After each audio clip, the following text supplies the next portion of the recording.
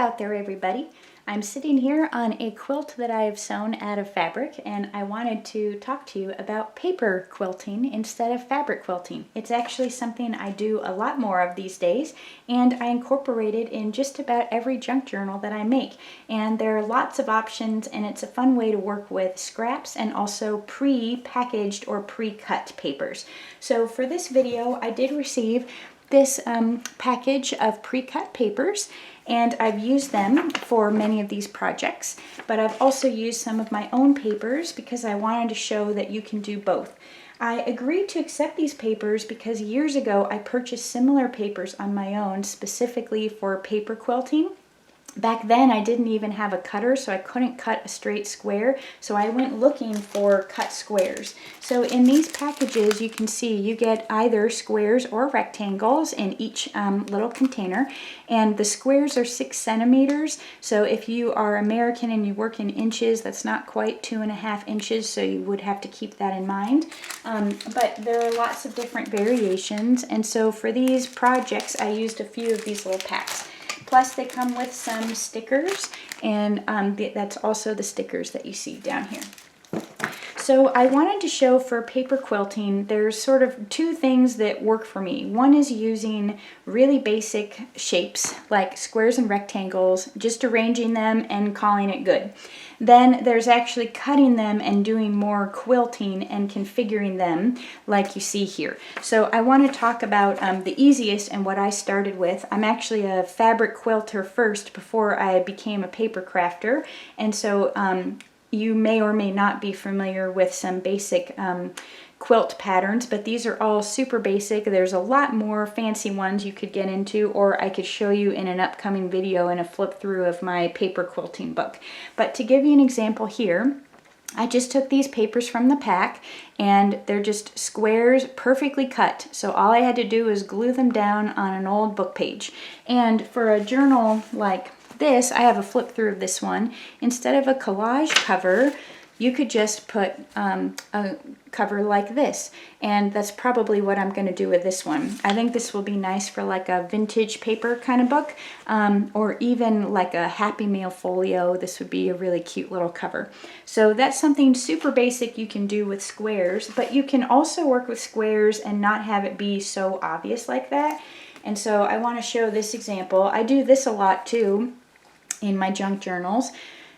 This is 7 inches wide, so it's probably too wide for most journals that we work with, but I didn't want to cut it down yet because I wanted to show how I configured it. So this is just 6 of these squares. They're from this pack here. It's kind of like a, floral pack.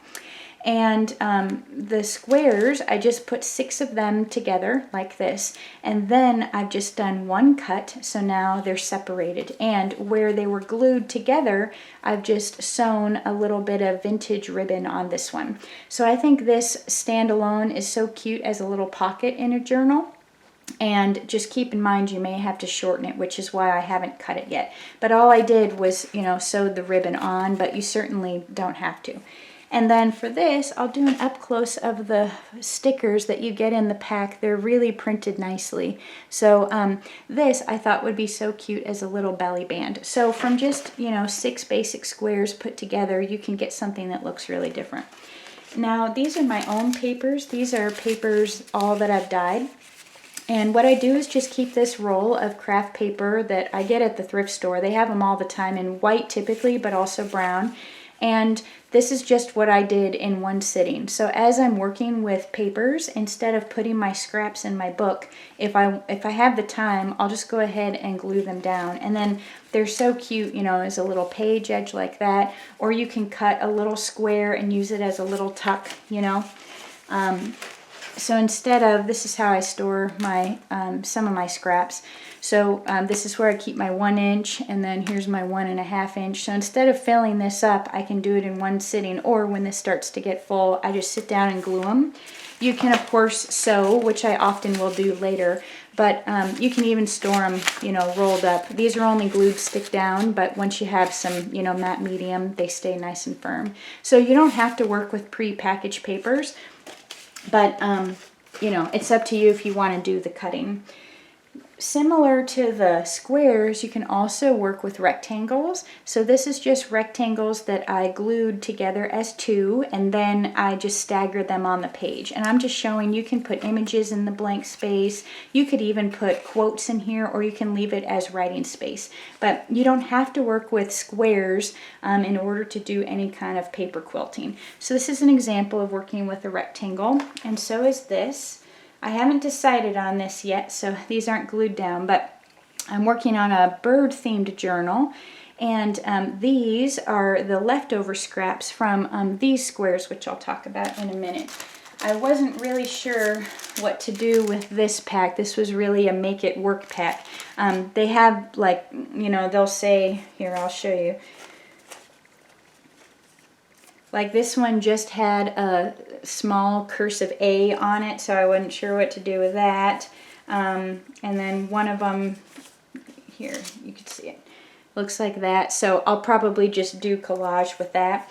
But in this case it said B, and I thought I could leave it. So I thought, you know, maybe putting some lace and some birds would be cute. But this is just offcuts from these sheets here, like this. So I used one side for these cards, and these are just rectangles together. And I thought that would also make a cute little pocket. So you can work with rectangles just like squares. Now, instead of gluing them all in one direction, these are just glued. They were glued like this. So they were one whole square like this, cut in half, and then I put two halves together, one orientation. Then I put them perpendicular on the other side. Then I just cut the paper so that way, here I'll show you, these I just cut off. So that way it's not so obvious that I'm just working with rectangles, but that's all I did. And then, you know, you could just put a little image like that and have a little quilt square be your little corner tuck or things like that. Because I'm working on the bird themed journal, I also am probably going to leave this one on here like that. Now, if you want to do a little bit more cutting, either with papers that you purchase or your own papers, you can take a simple square, you know, like this, and if you just cut it this way, and then you cut them diagonally, you get these little tiny squares and triangles. And if you're familiar with quilting, you will know both the pinwheel and the chevron. If you're not familiar, you'll see how easy it is. This is just taking a really simple square that I've cut on the diagonal to make triangles and arrange them in two different ways to get two different looks. So this is, again, the chevron, and this is the pinwheel. Much easier with paper than fabric, let me tell you. So for this, what I'm going to do is I'm putting both of these in the same nature-based journal that I'm working on currently. So this, I'm sort of, you know, pretending that it's a paper bag. I'm using coffee dyed paper, and I just sewed everything on. So this is some drop fabric that I have that I'm using in the background, some coffee dyed cheesecloth, and some leftover thread. And then I've just sewn on the fabric square as the focal point, and that's it. And then this, I've oriented the chevron so it's facing up, in case you didn't notice that, to kind of communicate that this is where you'll tuck things in as the little bag. What I like about this pack of papers is while every paper in each pack is not color coordinated, they don't all go together, which I know would bother some people, so you should take a look at what's offered and see if that works for you. I do like that all of them coordinate well with papers and colors that I already use. So these are papers that I already had because they're papers I've dyed. So this is red cabbage dyed paper, and this is onion dyed paper that I have. And this is the paper from the pack. And so this is a nice little pocket. So how simple is it to have a little quilt square as your pocket? And then I've just used one of the stickers as the focal point. And so that's it for my junk journal page. So simple, but I think it's so cute, and all the colors are so natural and fun. And then, although this might look complicated, I thought it'd be fun to end with this. You could either put an image in here, or you don't have to glue the hexagon down. But this is just rectangles cut on the diagonal. So I use this paper from the pack, cut it on the diagonal, and then you just glue it around a hexagon, and you get that shape. And so there's lots you could do with that. I've used this quite a bit in junk journals too. It's just fun when you want to do something kind of different and geometric. So I hope this gives you some fun inspiration to do lots of paper quilting, whether you're using papers that you get in a pack like that, or you're using your own dyed papers. I think it's a really nice, simple, but effective way to have fun and play with paper, and especially use your paper scraps and create fun designs just with paper without a lot of embellishment. So I hope this gives you some inspiration, and I'll be doing a videos coming soon just flipping through my paper quilt reference book, because it's a massive one and it's one of my favorite books. So I'm going to flip through that soon. So anyway, I hope you find this helpful, and I hope that you have a wonderful day. Take good care. Bye-bye.